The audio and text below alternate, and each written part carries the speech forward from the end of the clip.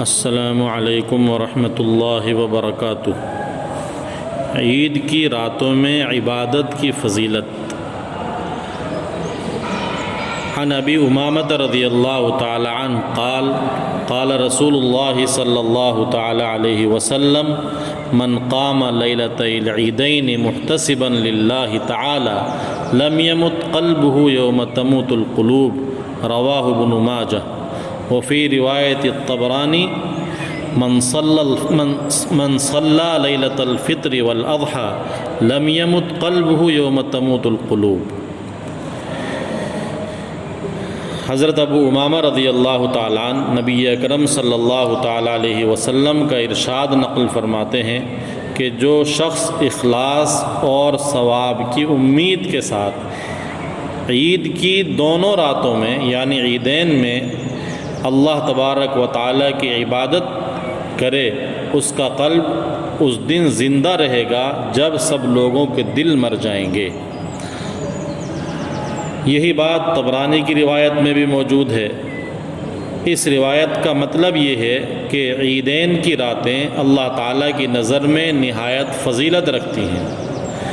جو آدمی ان راتوں میں عبادت کرنے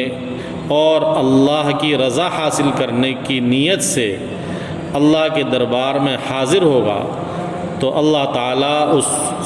خوش نصیب آدمی کو میدان حشر کی سختیوں میں بے خوف اور مطمئن رکھیں گے۔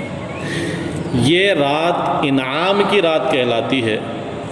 عید کی رات انعام کی رات ہے، جیسا کہ ایک تفصیلی روایت میں حضرت عبداللہ ابن عباس رضی اللہ تعالی عنہما سے نقل کیا گیا ہے۔ اس روایت کا ایک جملہ ہے فَإِذَا كَانَتْ لَيْلَةُ الْفِطْرِ سُمِّيَتْ تِلْكَ اللَّيْلَةُ لَيْلَةَ الْجَائِزَةِ، یعنی جب عید الفطر کی رات ہوتی ہے تو اس کا نام آسمانوں پر انعام کی رات سے لیا جاتا ہے، یعنی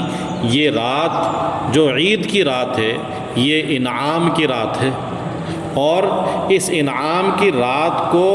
ہمیں اور آپ کو کس طرح گزارنا چاہیے؟ اسی طرح جیسا کہ نبی پاک علیہ الصلاۃ والسلام نے ارشاد فرمایا ہے۔ اس سلسلے میں اور بھی روایتیں ہیں، جیسے کہ ایک روایت تو یہی جو آپ کے سامنے ابھی پیش کی گئی کہ عید الفطر کی رات انعام والی رات ہے، اور ایک دوسری روایت میں یہ ہے کہ اگر کوئی آدمی عید الفطر میں اور عید الفطر کی رات میں عبادت کرتا ہے تو اللہ تعالیٰ اس کو حشر کے دن اس کے دل کو مردہ نہیں فرمائیں گے، یعنی اس کو وہاں کی سختیوں اور پریشانیوں سے مطمئن اور بے خوف رکھیں گے۔ ایک اور تیسری فضیلت عید کی رات کی روایتوں میں یہ ہے کہ جو شخص عید کی رات عبادت کرنے میں گزارتا ہے اللہ تعالیٰ اس پر جنت واجب فرما دیتے ہیں، یعنی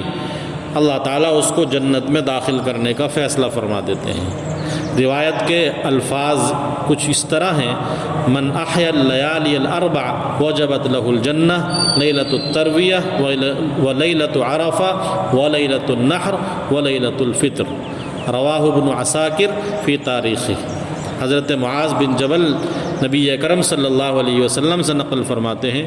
جو 4 راتوں کو عبادت کے ذریعے زندہ کرے اس کے لیے جنت واجب ہو جاتی ہے۔ ایک تو 8 ذی الحجہ کی رات، دوسرے عرفہ یعنی 9 ذی الحجہ کی رات، تیسرے 10 ذی الحجہ یعنی قربانی والی رات، اور چوتھے عید الفطر کی رات، اور بعض روایتوں میں ایک اور شب کا اضافہ ہے یعنی شب برات۔ اسی رات کی ایک اور فضیلت یعنی عید کی رات میں عبادت کرنے کی ایک چوتھی فضیلت یہ ہے کہ عید کی شب میں کی جانے والی دعا رد نہیں ہوتی۔ اس سلسلے میں بھی حضرت عبداللہ ابن عمر رضی اللہ تعالیٰ عنہما سے موقوفاً ایک روایت ہے کہ 5 راتیں ایسی ہیں جن میں دعا کو رد نہیں کیا جاتا: جمعے کی شب، رجب کی پہلی شب، شعبان کی 15ویں شب، اور دونوں عیدوں کی راتیں یعنی عید الفطر اور عید الاضحیٰ کی راتیں، جیسا کہ مصنف عبد الرزاق میں یہ روایت موجود ہے۔ اس لیے آج کی خصوصی طور پر عید الفطر کی اس رات کو لوگ جس طرح گزارنے کا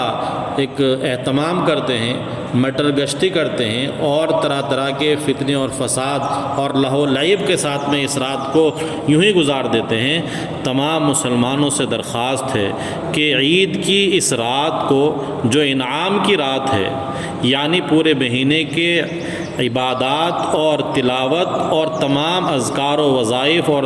جملہ عبادتوں پر اللہ تبارک و تعالیٰ کی طرف سے انعام ملنے والی رات ہے، خدا کے واسطے اس رات کو فضول مٹر گشتی، تفریحات اور لا یعنی مشاغل اور واہی تباہی چیزوں میں گزارنے کے بجائے عبادت اور اطاعت میں گزارنے کی کوشش کرنی چاہیے، اور جو اللہ تبارک و تعالیٰ کی طرف سے